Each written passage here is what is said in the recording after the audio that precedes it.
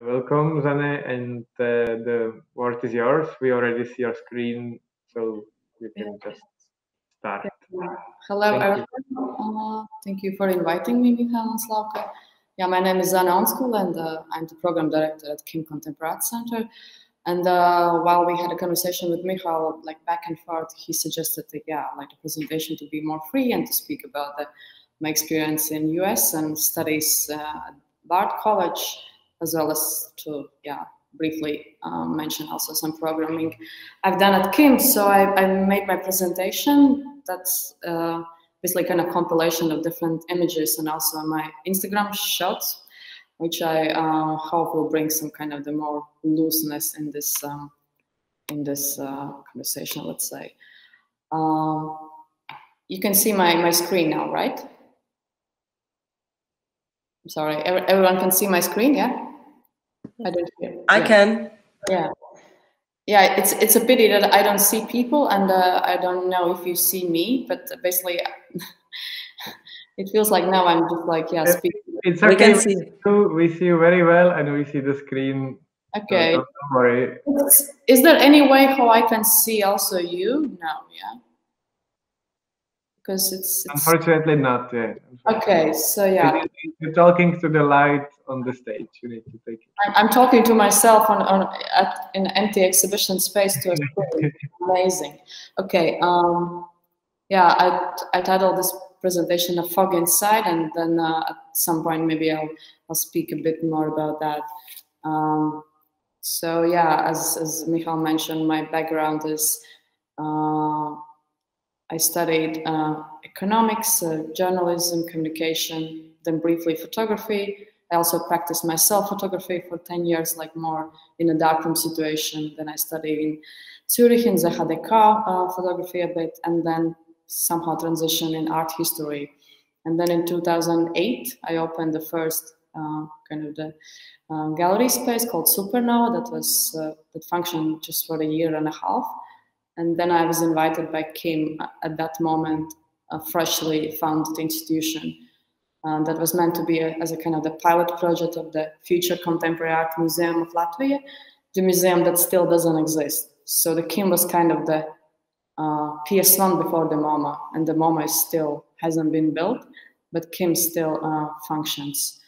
So yeah, I've given like numerous lectures or presentations on my experience at the KIM, and one of the couple years ago I did that in New York in Independent Curators International, and I titled that "On a Playground with KIM," which I think is really fitting description that how we function. Everything's kind of on a playground or like testing mode, or every time kind of freestyling and improvising. So now maybe like some photos that kind of marks or like gives like some kind of idea about the most recent experience. Like back in March, I was not forced, but I had to return back to Riga after studying in Bard College. Okay, so these are just like random photos. I was living in upstate New York, kind of really picturesque environment, like 1.5 hours like train drive away from New York. It felt like completely like Latvian countryside, just the hills were higher and maybe the sun was like more bright, but everything else like felt, even the smell felt like back home, which is not necessarily that I wanted, but the experience was really interesting and rather intense. And here you can see just kind of this wishbone. That's a sculpture by oh my God, I'm totally blanking. Maybe I'll remember later. By artist that's situated just outside the CCS Bard building. Also during at that time when I was in New York, of course, like there were a lot of protests against the Trump administration at that time. And this was just like the photo that I took on the way to MoMA. I remember that really vividly. Just I think that was like in last year in February. And then also this is a photo that I took from my bedroom in Bed-Stuy, where I lived in Brooklyn. That was also kind of just before everything started and before all the kind of the craze appeared, and basically, yeah, during a couple of weeks there were a lot of kind of protests and really intense. And maybe you kind of see that from the photo, but that was rather, the feeling was really kind of charged, and the people just gathered like next to the undecorated Christmas tree to put their decoration. Fuck the police. Just kind of maybe like to briefly like I'm like kind of trying to understand how to mention more about like what I did in the CCS BARD. When I came there, of course, like the program was really intense. There are like 2 years. It's a master's program situated in a BARD college, which is kind of like Harry Potter style, really picturesque student campus, like a lot of different departments, starting from literature to finances, like performance arts. And the Center for Curatorial Studies, CCS BARD, is a kind of the separate entity, and it's even physically located on a small hill just at the border of the campus. And studies are like basically kind of spanning like let's say the curatorial history, and then like with a kind of selected focus on during the like 20th century, even the early, but like basically kind of focusing starting from the 60s and 70s up till now. And early on, what I understand that, of course, like no one knew where I was from. There were a lot of confusions between the Baltics and the Balkans. And I was the first student from Riga. Previously, there was a Lithuanian student, Melanie Carpenter. She's part of the Pakui Hardware Collective. She just graduated a couple of years prior to me, but basically from my let's say, my context, there was no mark left before me. So even though my curatorial practice is not necessarily, I'm not like super interested always in a kind of more identity issues or nationalistic, some kind of explorations, but I somehow gravitated towards this notion of the kind of the mission, or like I have to try to understand myself. Who am I, where I'm from, and like trying to find the ways how I can speak about that. So this is just like the kind of the I don't know, it's a piece of jewelry, but it's basically cut out the 5 lats silver coin from the early 20s, the first independent Latvian Republic time that I just carried on during my tenure at CCS BARD. And this kind of gave me the idea to work towards a specific master thesis and exhibition that I titled Balticana. So yeah, basically after these 2 years, I had to present a paper, like 40, 50, 60 pages long, kind of really rigorous research. And then that was kind of combined with the exhibition that happened at the Hessel Museum of Art, that is part of the CCS BARD. So basically the CCS BARD, the school is, there's a like study program, like space, like for that library, really interesting and amazing collection in the basement that is kind of collected with the help of different supporters, and the main patron of the school, Mariulis Hessel, collector with German origin but based in New York. And then also the third part is a rather spacious museum, the Hessel Museum of Art, that every year hosts the students. So my project and my like thesis and exhibition I titled Balticana. That was basically kind of the combination of the real Baltics, or the reading of the Baltics, as well as a rather fictional take on that. And then also just like as I was living in this upstate New York, and every weekend tried to go down to the New York, I kind of lived through this Americana, or like my version of American dream. Seeing the policemen like eating donuts in a diner, or like just seeing how the students are behaving in this campus. It felt like it's a movie, or maybe like I felt that it's kind of the tropes from a movie, but at the same time you quickly, early on, you understand that that's basically all the entertainment industry borrows from these small elements. So what I did, I titled my project Balticana, Why Americana, and then basically I was working through several metaphors, or kind of the key words that I was interested in. And my description of the Baltic Island was basically that's kind of like fictional, semi-fictional account of the certain region. And I also didn't want to speak just about Riga or Latvia, but I wanted kind of to broaden that up. And also because the Baltics have a more potential for like branding than Riga or Latvia, as I would like to think. And it's basically, you can see here is just like the layout of the postcard that accompanied exhibition, kind of large scale postcard. And here you can see like these several words like onion, portal, Balkans, mood, Balts, and factura. And these were basically kind of my cornerstones, how I created the exhibition. And this also acts as a kind of the floor plan. You can see there's several artists like Collier Shore, Brood, Ilya Lipkin, Ian Rosen, and different other artists. I can afterwards maybe I can speak more about the exhibition, but it's just maybe just to give a sense. And then also one artist who participated is amazing Peter Fan, the American artist who is known for his Ocean Earth project. That he's basically kind of he has mapped all the world, so he's really interested in more the oceans or the sea basins, and he looks at these type of let's say the parts of the world, and kind of proposes the ways how we can rethink about the nation states and the borders, and just in general how the world is divided. And he's pointing to the piece that I included in an exhibition, and that's taken from the basement of the library of the CCS Bard.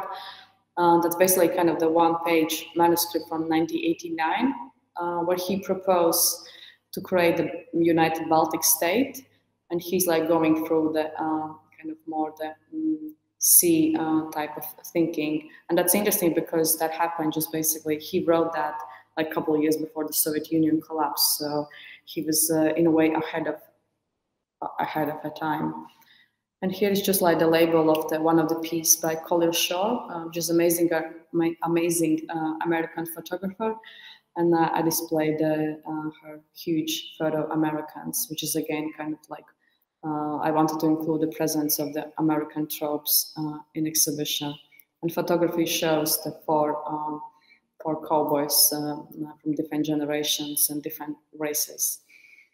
Then also as part of exhibition, I invited one Lithuanian artist, Vytautas Jurevičius, who further invited the DJ and sound composer Molly Emily, and she created the soundtrack for the exhibition. And here you can just basically see, like, I think that's a screenshot or like whatever from SoundCloud, but you can see again like this wishbone and the CCS Bard, the Hessel Museum building in the background. So when the visitors entered the exhibition, they could hear this sound that was inspired by the kind of improviser, like suggestive take on the Baltic Sea sound. And for me, it was also kind of turning back home when I entered the space. And I always kind of think about the sound as really, that really stays in a memory. And still now, if I put this sound on, I'm immediately transported back to the exhibition space. Yeah, that was just, again, like some record. I used a lot of kind of the light in exhibition that was, all the space was lit rather pink. There was also kind of more, there were the proper artworks, and then there were also several smaller items, like just a simple sheet of textile that during the opening performance, artists wrote the feelings or the memory or something like that, happiness. And yeah, that was a performance during an opening. And you can see the exhibition space is lit really in a kind of bright pink. Initially, I thought that will be in red. That was actually the artwork commissioned by the late Aditya Mandayan, the artist who went also under the name of Brood. And that was like kind of really bittersweet experience. Here is a graduation photo in a toilet, that we all happy to graduate this program, intense program. And that's also something that that I just couldn't not take this photo, because yeah, studies in America is a rather expensive enterprise, and everyone has like a lot of like rather large loans. So for me alone, like studies like the both living and like kind of all these kind of the fees for a year is like $45,000 plus, of course, like different other expenses. So it's like, yeah, some $100,000 you have to either get somewhere or like get a loan or like different other ways. So I tried like to scratch my the possibility for being there. Then also, as Michal mentioned, that I'm trying like to write more and more, and I've been writing as part of the KIM program, but then like recently I try like to also think about some other projects and just kind of to maybe to flex my mind or like the test in different directions. And this is maybe, yeah, it's not so easy to see, but this is a small article I wrote on a Latvian fashion designer, Sabine Skarola. She has this amazing new fashion brand online. She just received the H&M award last year. And she's also like in her clothing, she's kind of deconstructing or revisiting Latvia or the Baltic codes, like for different textiles and different approaches on the crafts, and like taking like this kind of the Latvian design in new heights and new directions. So with my Balticana research in mind, I was invited like to write text for her collection, and we continue collaboration. And I like kind of this moving around different fields, not just necessarily in art context, but also in design, fashion, and music. Then also as part of my, when I was still in New York, I was invited by MoMA. They have this online platform Post, which is really interesting. And for those who don't know about that, I really suggest to check. That's, yeah, notes on modern and contemporary art around the globe. So they commissioned me like to write an article, and I decided kind of again to take further this both the Balticana and all the other things that I've been thinking about in terms of the region. And I came up with this article called titled "Vaguely Baltic Nearly Sisters by Way of the New East, New North, and New Queer Beyond." So basically, I kind of try like to clarify myself again, and as well as to give an idea about who we are, what is the specific about this small, tiny part of the world that maybe now in a recent context becomes less and less interesting for everyone, because it always has been like so overlooked, and also the way how we are so unclear where we are, who we are. Either we are the New East, or we are maybe the New North, or what else. And in the image you can see like kind of the screenshot from the Estonian pop star or the rapper. He goes under the name Kaine East, Tommy Cash, and then he just had like this this ridiculous video that he's dressed as kind of like Soviet time girl student in basically the same person in three poses. That in my reading goes under the Latvia, Lithuania, or Estonia, kind of the Baltic sisters. The article is still on. You can check that.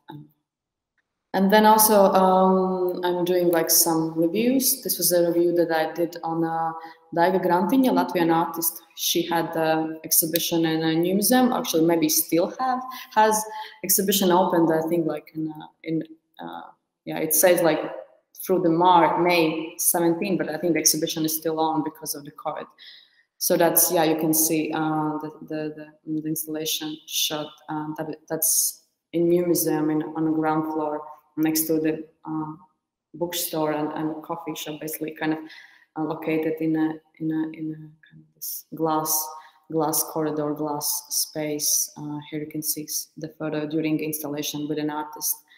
Daiga Grantiņa is really interesting artist. She's from Latvia, but she's based now in Paris, and she represented Latvia in last Venice Biennial. Kind of works with this kind of the sculptural forms, really bodily informed, feminine, let's say, structures, maybe kind of echoing with what the Pakui hardware is doing in a way. Then also I wrote something for Art Forum, and I'm trying like to write more for them, which is interesting. It's not kind of like more the advertisement for my whatever I've done, but which is interesting for me to think about, because I was kind of chasing Art Forum when I was in New York, like for 2 years. They knew of my program, what I was doing in Riga, or what I wrote. But in New York, it never happened. And as soon as I went back to Riga, they quickly on approached me, and they were interested to come, like, to ask me to write something, which is again something that we have to keep in mind, that it's not so easy to do something there whilst here. And I mean like in Riga, and maybe also in your case in Prague, the things you can do, it's like much more easier because there is maybe less people who could do certain things or who have contacts or something. And then, yeah, so I hope I'll continue contributing for them. And this is one of the articles that's kind of the most recent that I wrote for Latvian online magazine. They also publish text in English and Russian, Our Territory. And maybe this article is kind of like really seminal, and for me also to think about my return back and the ways how I try like to do projects next. It's called Riga's Migla. It means the fog of Riga, or the Riga fog. The fog is a thing that I've been thinking about quite a bit also during my CCS BART time. I borrow, basically the fog is kind of like dominator, or that describes a situation, how the cultural space in Latvia, Lithuania, and Estonia behaves or functions. I borrowed the notion of the fog from the Lithuanian philosopher Arūnas Sverdiolas.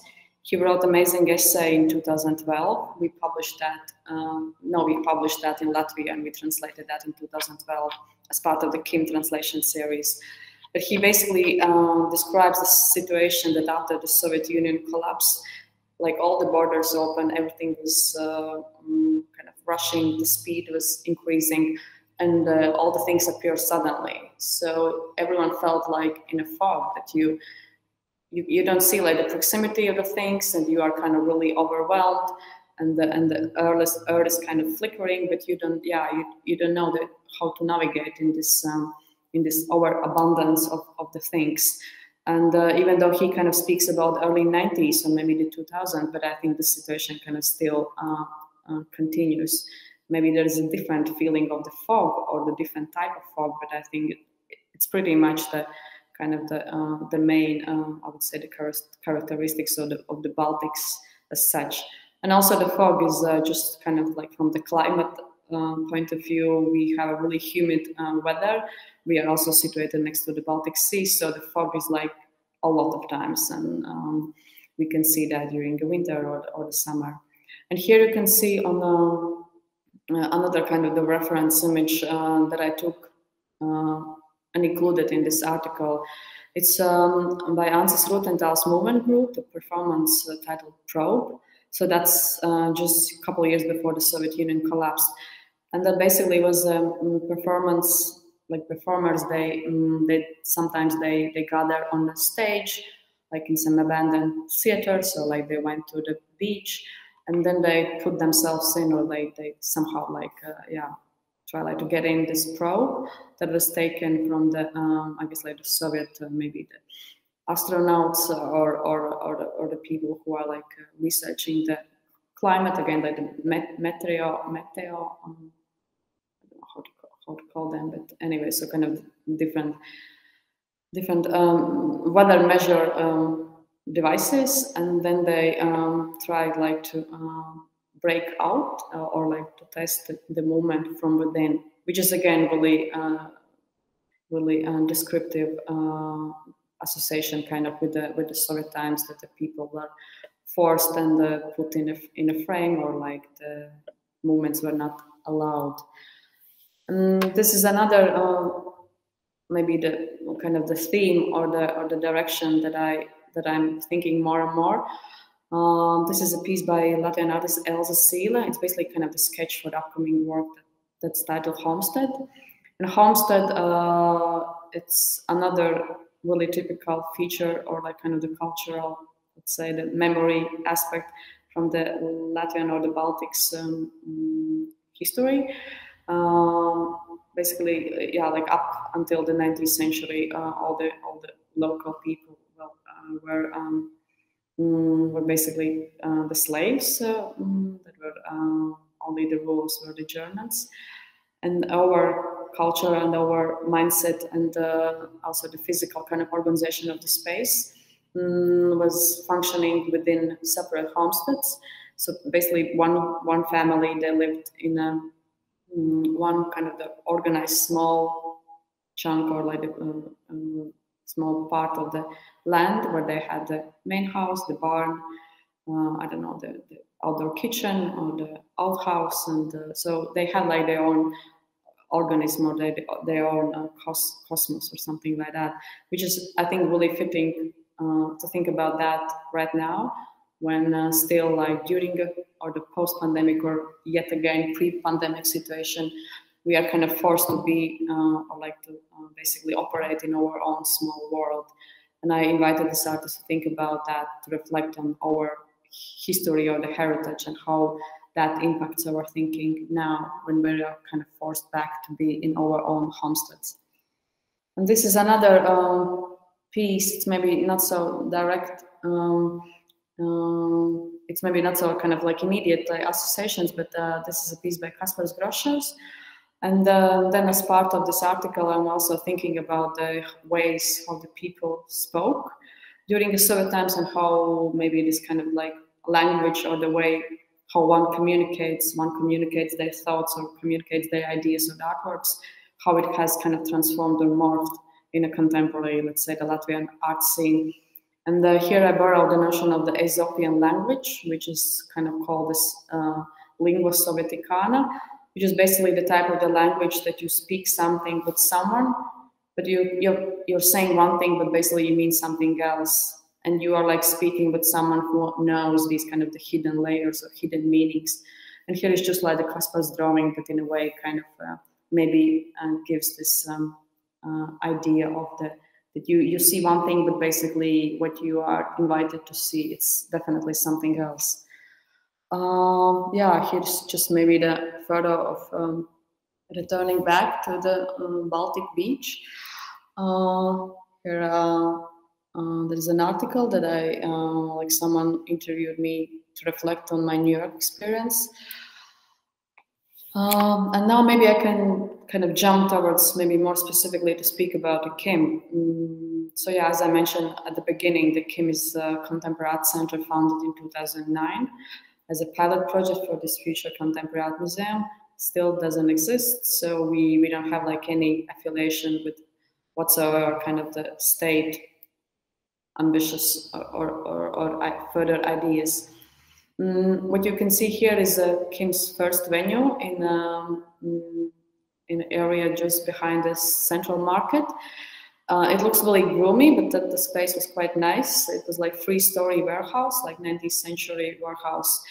And that's the photo is from before the renovation of the territory. And of course, when the territory was renovated, it was kind of gentrification. And then the new owners, they increased the price, and of course we had to leave. So this is just like one photo from the inside space of this old warehouse, which you can see it's kind of combination of the Euro remnant and the semi-white cubish situation. The space is rather complicated, like these curved walls, but I really liked working with the space. We installed the walls, we took off the walls, the artist created the works from the remnants of the walls, so everything was kind of in fluid situation. Another really great image, I'm sorry for that, but yeah, this is our current location where I'm speaking from, in yet another creative district, Sporta 2. It's more kind of central located, and I really like this location. And the space is smaller, but I think it's in a decent size, like some 200 square meters exhibition space. And here is just like the room next to me, the small, so we have the 4 gallery spaces. Each is like completely different, and yet again, like it's rather maybe challenging, but I like this this notion. This is a exhibition that I did with the, so maybe now I'll just speak about several exhibitions, so like that the photos that I took from my Instagram. This is a show that I did with Swiss artist Tobias Kasper.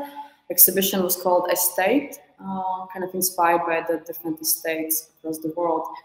We painted all KIM in black, and then we also marked the territory, like kind of the lines on the floor, slightly echoing the Lars von Trier Dogville, kind of to create this maybe the intense or the gloomy situation. For example, there was one place, there was a kitchen marked, outhouse, barn, living room. And the exhibition was basically kind of combination of the Tobias Kaspar's new works as well as different works from his collection or the new contributions. Tobias Kaspar is an artist who had or has like some relation with Latvia, so he used to come back and forth. And he also has a countryside house that you can see here in because the exhibition was done in 2 iterations. The first one we gathered like group of people, we installed the same works in his countryside house, kind of semi-abandoned but still livable. And then we had this really nice gathering during the summer. And then the second one was later that came with this black floor situation. Not like particularly really, I don't know, complicated concept. Basically, that was what it was. Kind of artist solo show with the presence of, or basically with the created from different other artworks, but like in an interesting and nice way installed. This is kind of like flashback, like let's say 10 years ago. Here you can see the photo from the first Kim venue, and then on the background, just like kind of the typical situation at that time, we had a lot of openings, like almost every month, 3 new exhibitions by 3 new artists. And at that time, Kim operated as kind of like laboratory. We wanted like to have a lot of exhibitions, almost every month, every 1.5 months. So we wanted to activate the scene. And here's a cafe on a ground floor, and there is a mural by the artist Maja Kusheva, amazing Latvian. She's kind of working predominantly in drawings and animation, and yeah, so she created the mural for the Kim cafe, the first cafe. Here is the piece, like enormous photography by or the print by Kaspar Spodnieks. We did a Venice Pavilion with him, like in 2013. But this is a photo from a press conference that was located in a Riga airport, in a private airport, like plane hangar. We did exhibition in a Riga International Airport, like in 2010, which was quite hustle, like just to install all the things, and then like in the transit area, or like where also in places where the people are waiting for planes. But that was quite interesting project. And this is I like Kaspar's practice because what you can see here, there is no Photoshop. Maybe the image is too small for you to understand, but it's basically he's standing on a small platform, like just like that covers his feet, and he has enormous kind of metal construction on the back. Which is kind of like the angle, the photography is shot in a way that you cannot see all the things that are kind of supporting him to basically levitate like 3, 4, 5 meters high.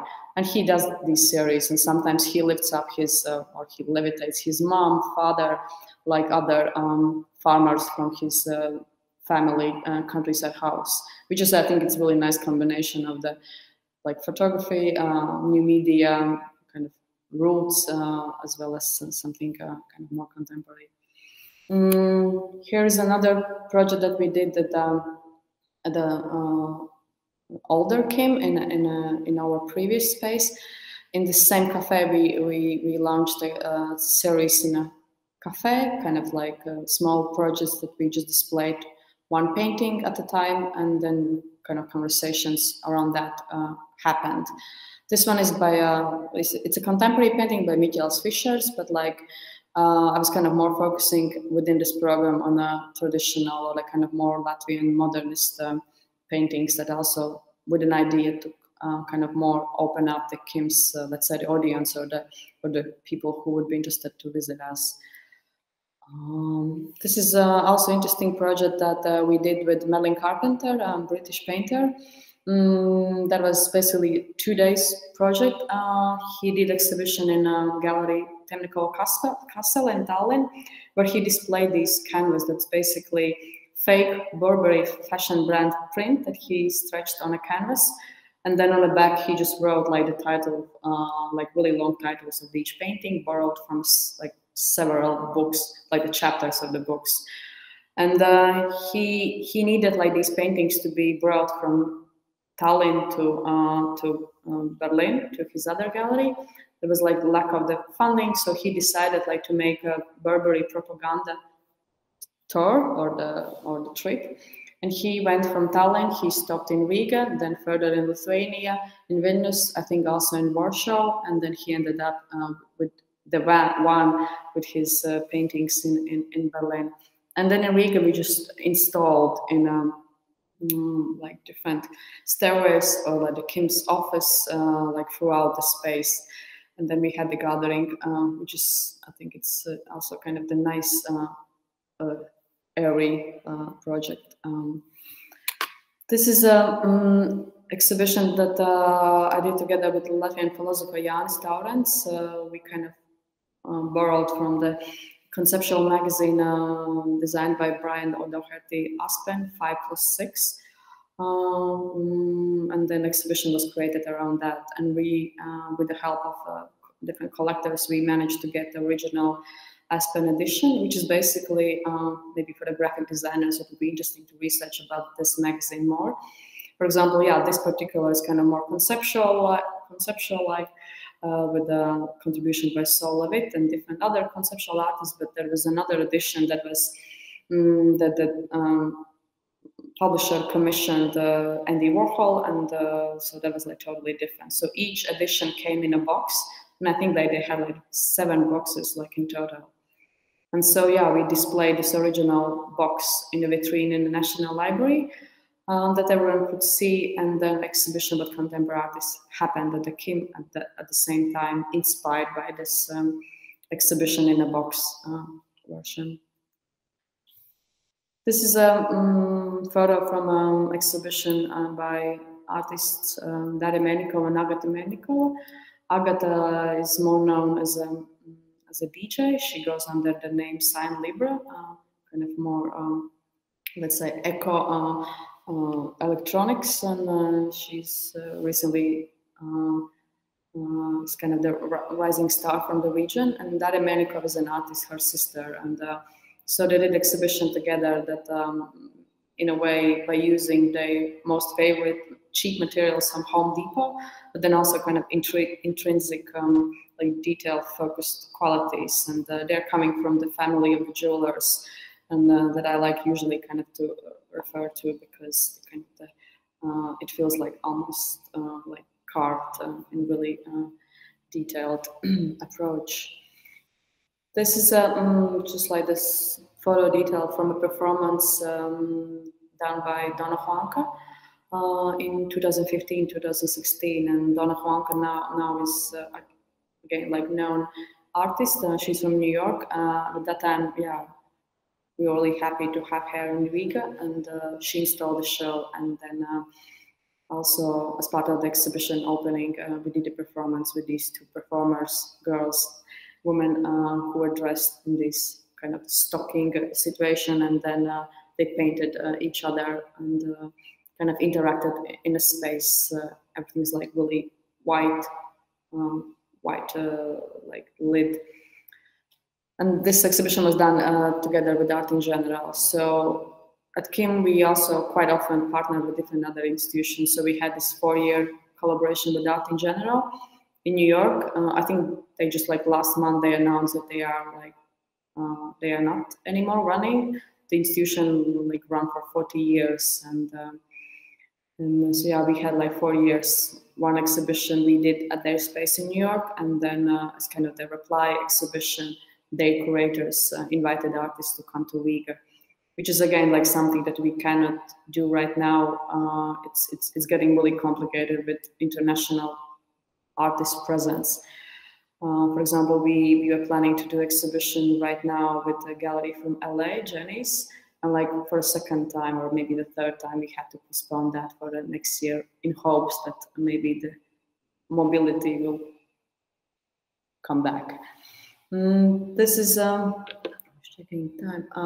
This is another project that was done back in a Kim's old space and like in office environment by the group of Lithuanian artists, and it's basically again with a really small budget. There was a sound piece, and then also the small kind of United like NATO-inspired logo you can see on these doors. That's by Gintaras Didžiapetris. This is an image from the exhibition by Israeli artist Alexander Zuckerman that we did in a design museum, the Museum of Decorative Arts and Design in Riga. The really amazing space. They have on second floor the early 20th century Latvian crafts and designs, and also like during the 20s and 30s, like a lot of kind of the modernist porcelain, which Riga is really known for.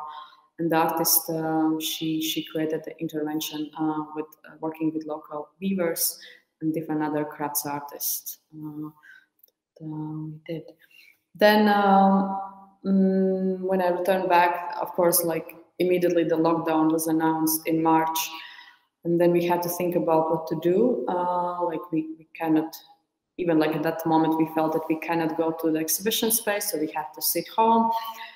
And then over kind of the flirting with the Zoom started. So I just also for myself, I wanted to some kind of action or kind of to maintain conversation with people from abroad, or like just to check in what's happening.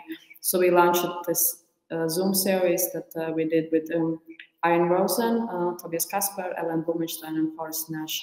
So people like covering different areas. Like Ian Rosen is an artist and gallerist in Tokyo. He's kind of the co-founder of Misako and Rosen Gallery. Tobias Kasper is an artist that I spoke about.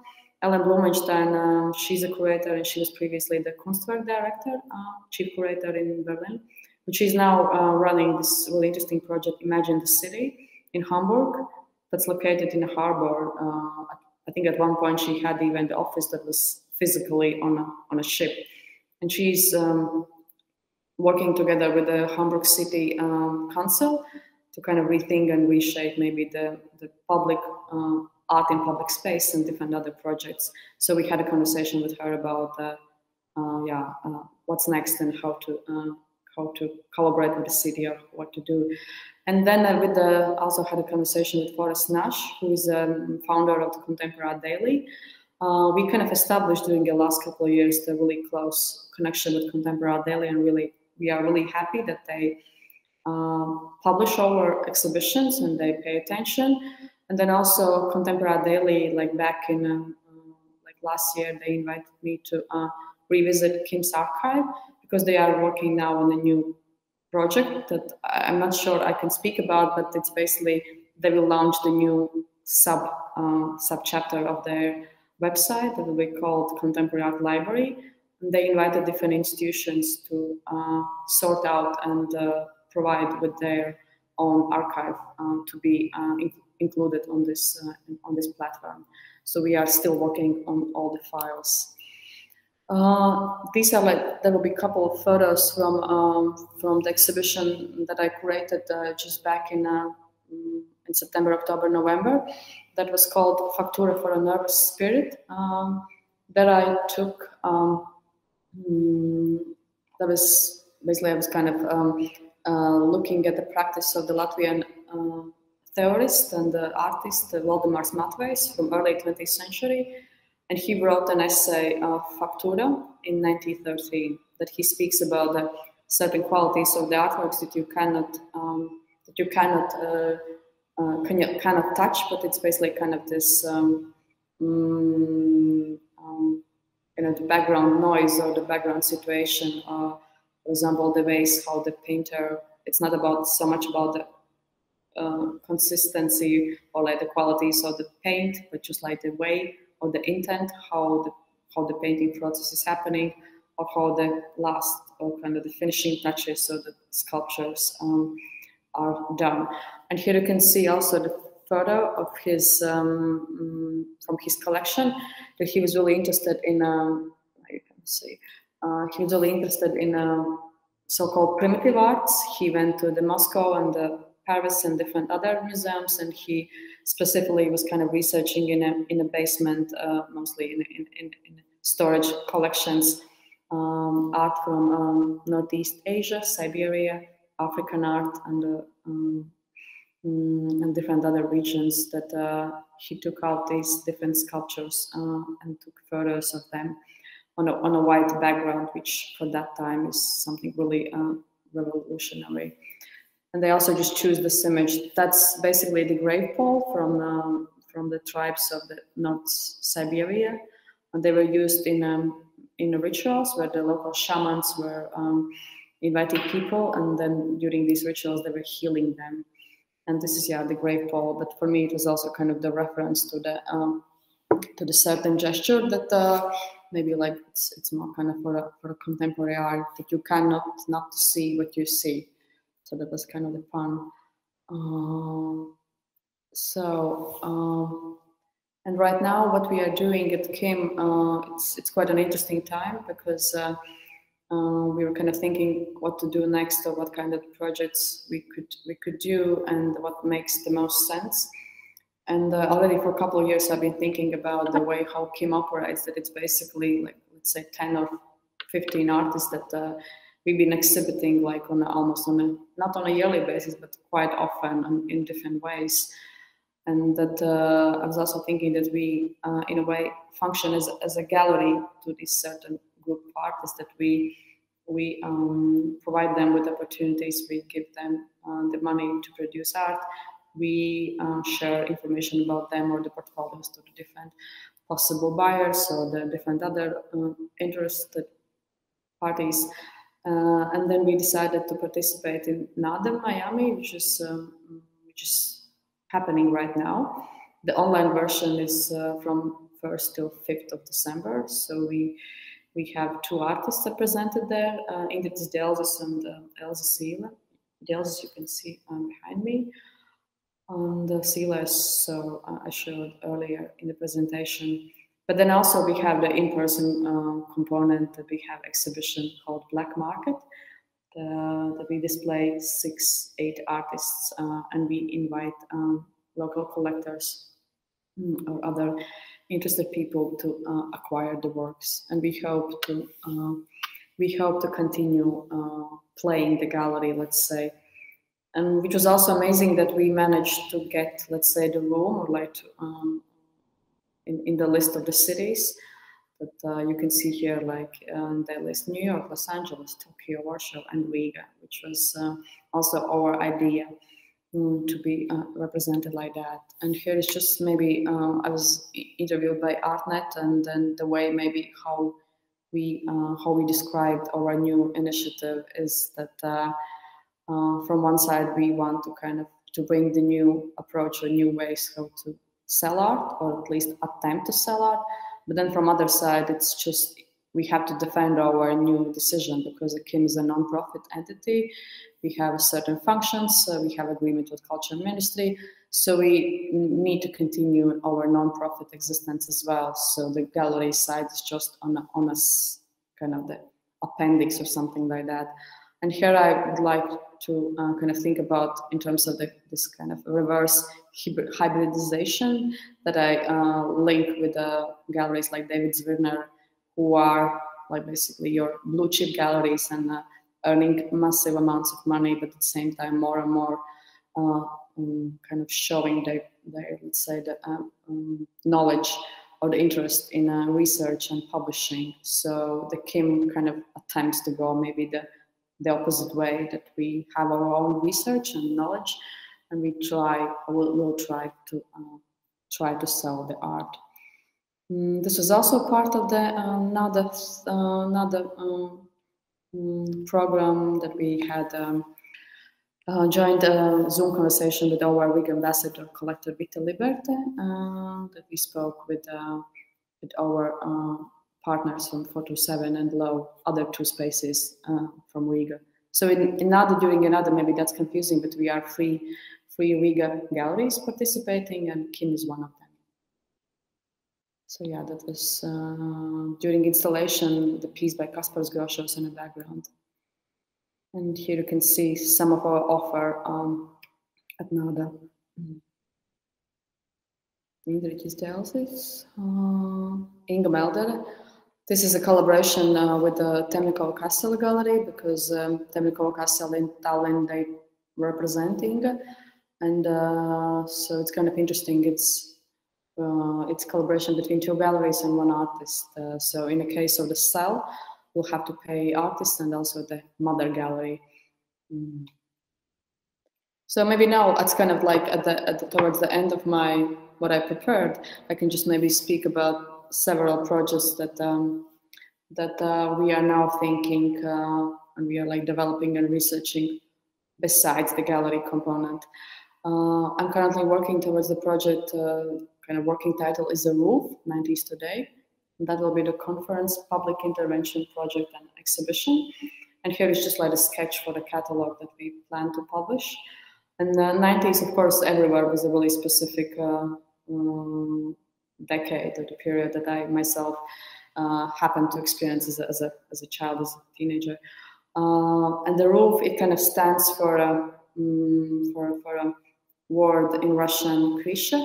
It means, yeah, the roof, that basically in the early 90s, kind of new businesses appeared everywhere in Riga. And then in order to protect them, the local mafia just offered their roof or their protection. And if you didn't pay them, you didn't have like any roof or any protection. So we are kind of revisiting this notion of the state and the private, let's say, the clash, and just in general about the kind of, yeah, the 90s, everything started in Latvia.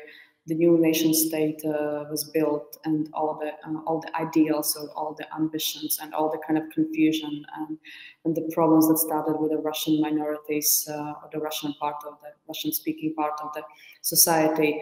And our claim is to kind of to show how the 90s, or how the situation of the roof hasn't changed much, and the 90s are still kind of the long decade that has to end yet. Another kind of the theme that I'm really interested in is to think about yet another kind of rather complicated trope of the that we call the Tobago Syndrome. During the 17th century, like end of the 17th century, at that time Latvia didn't exist, but we had a German and Swedish duchesses, and one of the dukes, he basically colonized Tobago. That happened just basically for 10 years.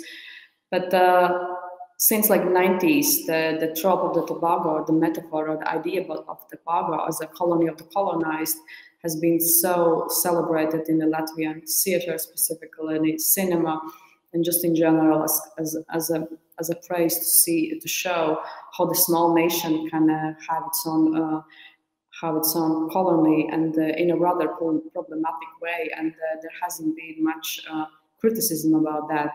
And then my attempt is to work with several artists. One of them could be a photographer from Chicago with the her family comes from Trinidad and Tobago to do a project, and maybe also the conference. Everything depends on the funding, but kind of this Tobago case is also something that I am thinking about right now.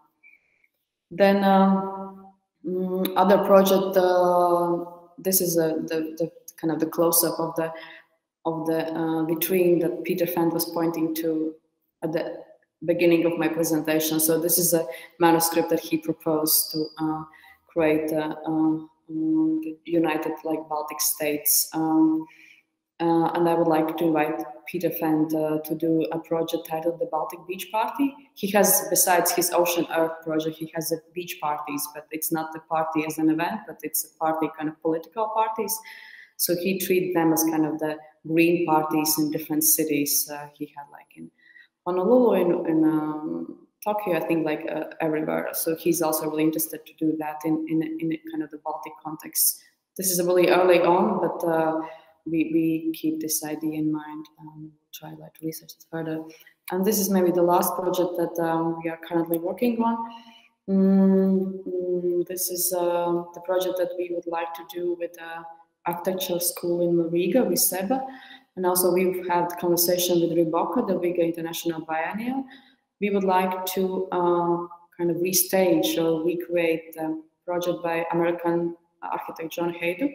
In 1987, he published the book, The Riga Project, and also these sculptures that you can see in photo were created in the Philadelphia Art Museum inside a kind of huge atrium, and they were constructed by the students from architecture and visual arts. And we would like to kind of to bring this project to Riga, to bring the Riga project to the city of Riga. There is a really little understanding or knowledge of this architect's heritage and his interest in the city of Riga. And that's it from my end. Thank you. So thank you, Zane. That's really a lot of topics that one doesn't know where to start from. But before opening the discussions to the students, I would try to ask several questions that will kind of evolve the topics.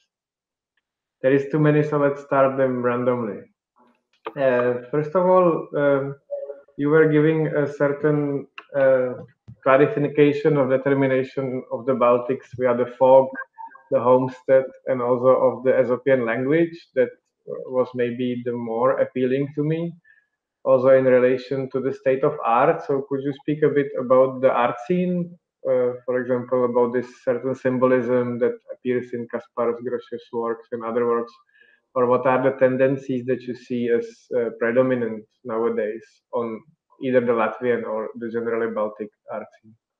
I think it's really hard to speak about the Baltic states as such. And I think there is another metaphor that I didn't mention, but I was reading this one review by Vincenzo Latronico that was published in Freeze magazine a couple of years ago, or maybe even like 6 or 7 years ago. He reviewed the Baltic Pavilion in he reviewed the Baltic Triennial that happened in CAC, in the Contemporary Art Center in Vilnius, and he was kind of like proposing to speak about the Baltic art scene like by using the term mood. But it's like really mood. The art scene is really moody. It's really hard to describe. It's kind of too specific to be like every part of the region is like really specific, but at the same time it's really hard to somehow describe them. But in terms of kind of the Latvian scene, besides like this kind of the Aesopian language or the homestead or the fogginess, I think there is a lot of poetics, a lot of metaphors, the presence of the painting, kind of the painting tradition, not so many socially, let's say, mindset, art with the social mindset or kind of the political activism. Everything's kind of more, it's pretty much a formalism, but like different formalism. It's not like kind of the so-called cynical formalism of the I don't know, the West, that it's directed towards selling. And here the art market is also something that doesn't exist.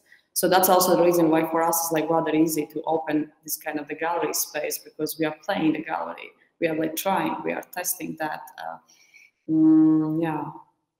would say, kind of the... But do you see some, for example, some roots of the current tendencies back in either the Soviet times or any kind of relation to the atmosphere nowadays? Or? I think definitely, I think it's kind of like transition or like progression, like as I said, like a lot of like the presence of the obscure mess, like not clear message, and everything's like hidden, and there is a lot of kind of the humor, but like the irony as well, and the cynicism, and it's like I think the artists are also kind of trying like not to be like so honest, because maybe like afraid like to show a certain messages or their own thinking too much. So everything has like you need like to have this kind of the back on your back like idea about what will happen if like someone will misunderstand or misread my like my concept or something like that. But again, I'm generalizing. Of course, the things are changing, and then now with every new generation, the kind of the new trends are coming. But then again, something that I want to link with this philosopher Arunas Diolas. Like now, it's just like in the 90s, basically. Like younger students, they maybe they've never been like in, I don't know, in New York or like elsewhere, but it's everything kind of comes from the Instagram or kind of this online like, let's say, consumption, but there is no relation to these things that they refer to. They haven't been kind of lived or like I don't know, digested locally. So it's just like picking. It's basically looking at Instagram what looks good or what looks hype or what's kind of the catchy and sexy. I don't know. And then, so yeah, this is also kind of direction that we can see really vividly. There is no foundation for what they are building on. I don't want like to be like so critical, and I think there are amazing artists, and we are at Kim, we are working with them, and I'm really excited how they kind of transition. But there's certainly kind of the presence of the playing, and everything's like so playful because we are just afraid that if we like try like to do things like with a real and honest attitude, then maybe we'll just fail. So let's better just continue kind of the mood or the mode of yeah. But I think it's definitely important what you mentioned, the connectedness and disconnectedness in the same time. That's typical, of course, for our. But so when you arrived to the United States, we've also seen that many of your projects you did there were labeled with the Baltic or the Latvian and so on. So maybe first you could still speak a bit about the kind of identity politics discussion that it's in the United States quite predominant, I have the feeling, but we may not be so familiar. And then also your kind of relation to it once more, because it was not so clear for me from the talk whether you kind of you wanted to promote those topics so much, or also whether you were labeled exactly as coming the first student from Riga to the Bard College and so on, which can also be both at the same time, or just to kind of think about it, how the identities we actively promote, or we are also labeled in this kind of contradictory. Yeah, well, as I said, like I didn't have like immediate interest to think about this or like to work towards my thesis, like covering these themes. But I remember this moment that I said about kind of confusion of the Baltics and Balkans, and that just like kept going on, and that just like really get me to my nerves. And I remember the moment when the Bard College like chief librarian, we had a kind of the classroom meeting where she took out like some, I don't know, maybe even the Czech or like, I don't know, Hungarian or whatever, like let's say Zane from 60s and 70s, and she just looks at me and says, Zane, read. So it's about, yeah, it's kind of like this whole, the mass of the Eastern Europe, and I totally was like part of that. And then maybe as kind of like, I was really interested, like, kind of to, think myself, how to position myself, also like being as part of, like, or be kind of embraced by the American identity politics at that time, and still, which is going. And as I said, I think now is really kind of complicated time for Baltics, and maybe also in your context, that there are like too many themes or subjects that are not addressed, or like no one speaks about them. And I think the world is kind of like turning their attention away from us, because I think we have to deal with these themes at the first place. Like, for example, like in Latvian case, the minorities or different races or different identities that we are still in the early stages and trying to understand how to speak about them or how to work through them. And then I use this kind of the platform of my studies and my thesis just to clarify, or like try to attempt to clarify myself. For example, one of the chapter was called Balts.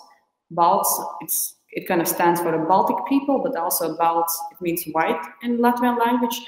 And then on the way by speaking about the Latvian relationship with Russians, kind of like this power play. And I tried also like to understand how kind of the notion of the Balts or the whiteness is embedded in Latvian culture, is something that it's celebrated throughout.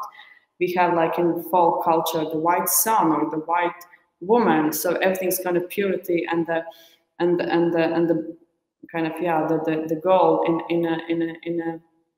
in a life or in living. And I like coming to the New York or like living in US for the first time, I understood that I'm white. I've never thought about that. And then also like if someone kind of try like to impose the white supremacy on let's say on me or like people like similar to me, I was, from one end I was slightly confused, but then I had also the backlash, like what kind of white supremacy are we speaking about? And then during conversations I even came up with this notion that we maybe like from this Eastern Europe context, we are kind of off-white, and maybe this is something that we should kind of think about, or maybe there is a potential to think about that. And through that, maybe the Baltics and context is something that could become in an interesting way relevant for a broader European context, that we cannot be, everything cannot be just like homogenized or like put under that one bracket. So such kind of maybe the aspects, but I don't know if that. That's very, very clear. When I was actually in the United States and out of the big cities, the people were often asking whether I'm from Chechnya. They were thinking that I'm from Chechnya because Czech Republic is kind of close to Chechnya. But anyway, but so how? I mean, also in the at least future projects, you are also dealing with some kind of colonialism or post-colonial relations between the Tobago and the Baltics. And you also spoke about the quoting reverse hybridization. And you also mentioned that in a sense it is maybe easier to do something in Latvia, but still be connected to the kind of international networks. So how also after this experience being in the United States, after the experience being back in Riga and before in Riga, how do you see the relationship with the kind of between the center and the periphery, but also the relationship maybe like with the other, like whether it be, the United States that still from the point of view of East Europe, maybe we viewed as more developed culturally or artistically and so on. So how are you considering this relation of those polarities now? I think like the one thing is that after the experience in the United States, I understood that why we are like, even though I love New York City and I wish I would never have to leave, but like why we are so much focusing on kind of trying to get in or like having attention from like these centers like New York or the Berlin or like whatever.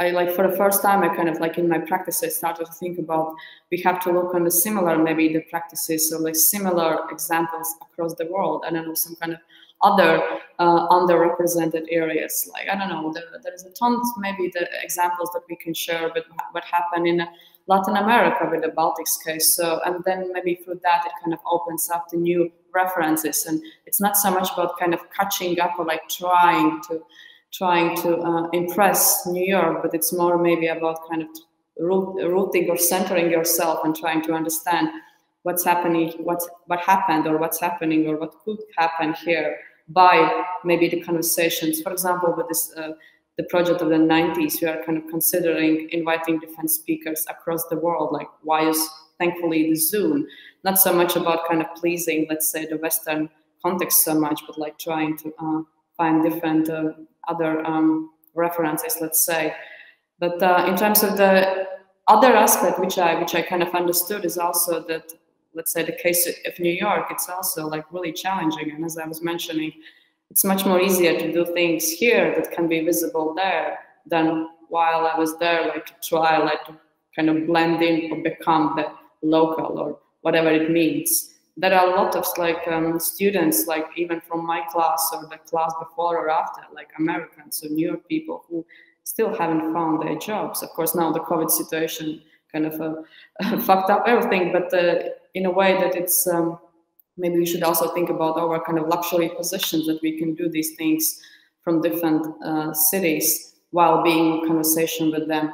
And another thing is also like one thing is kind of the local context that maybe I spoke too much about, but I'm also kind of thinking about it, let's say the Kim as a brand or the institution, and people are aware of our activities across over there. So I think it's also about kind of this, like in a way, interesting exoticism or something, that it's maybe don't know nothing about the Wig art scene, or they don't know if there is a scene at all, but they know of Kim and our program. So I think there's kind of different layers, and then yeah. And how also this hybridization, do you think appealed to your role as a curator, which you had also interesting life path? You studied absolutely non-artistic, then you also were a photographer yourself, and you only came to study curating studies actually later in your career when you were already established curator. So how do you also perceive this? Because at least for our generation, the division between curator and artist was more clear maybe than it is nowadays. But also with the ongoing hybridization, how do you see your role as a curator? The reverse hybridization, I kind of refer to the Kim's idea to try to sell art, which is like rather like open or like really transparent. Let's say the mission or idea and behind, because if we apply with the different projects at Kim and we receive, let's say, the 60 or 70%, where can we get these 30, or also just like the salary aspect or like different other things? So we are kind of thinking about the not just like so much, let's say, being linked or like dependent on the different funds, but also trying like to operate as let's say semi-commercial entity on our own, which I think is a kind of the long way, but maybe like in 5 years, if we kind of continue and if we see and if we use Kim's resources for this gallery aspect, I think that could be, I think it has a potential.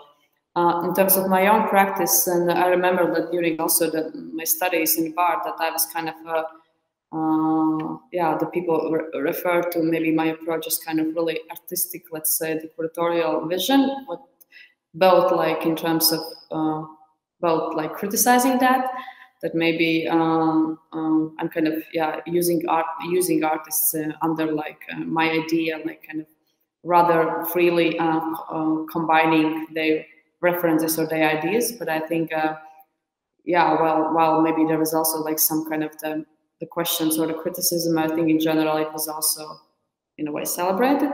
And yeah, I try like to be as honest towards each of the artist's practice and what the original context of the work came from, and also using that in my projects, not just like on a superficial level. But it's also interesting that first of all, we also see that a lot of the materials you show us were from the Instagram, and also of course the programmation of Kim and the exhibitions, whether it be exhibitions or some sort of presentation, are traveling the world online mainly. So do you see also in this regard that you will probably keep the exhibition space and the exhibition program, or would you think that, for example, if the pandemics and so on would continue, it would also change the operation mode of Kim in a sense, also with maybe the fact that now you're in your subchapter also representing the role of the commercial gallery, where once more the showroom is something a bit different than the classical exhibition program of a non-profit art center, as a laboratory, as you were phrasing it for the early years of Kim? Or how do you like see the future of the space, or also of the institution? I mean, like, yeah, of course, like the presence of like photography or material online is really important, and we pay like we pay a lot of attention to having all these kind of the files and all these materials. But in terms of kind of transitioning maybe in different way or different like kind of more presence online, we thought about that in the early spring, like as the COVID situation started to announce itself. But it's clear that Kim, we don't have like a expertise or like also the capacity or the knowledge to shift online, and we don't want that because it's a totally different story. We are really, I love being in exhibition space, and I love kind of feeling that. And so I think like exhibition format, even though that's really problematic right now, I think that will continue being really important for us, because there are not so many exhibition spaces in Riga, and at least for myself, I have like maybe 1 or 2 spaces that I enjoy going and seeing what they are doing in terms of kind of install, not just about art or the concept, but just like the way so everything's installed. If so we are kind of speaking the same language. And that will be, I think, the huge loss for a big city if the Kim would stop functioning as an exhibition space. But also in terms of this gallery, like physically, what we did, we just cleaned up our kitchen. So that's kind of 10 square meters. And now we have this display of Kasper's Grocers. And we plan to continue that besides our nonprofit program to have this kind of the gallery small section.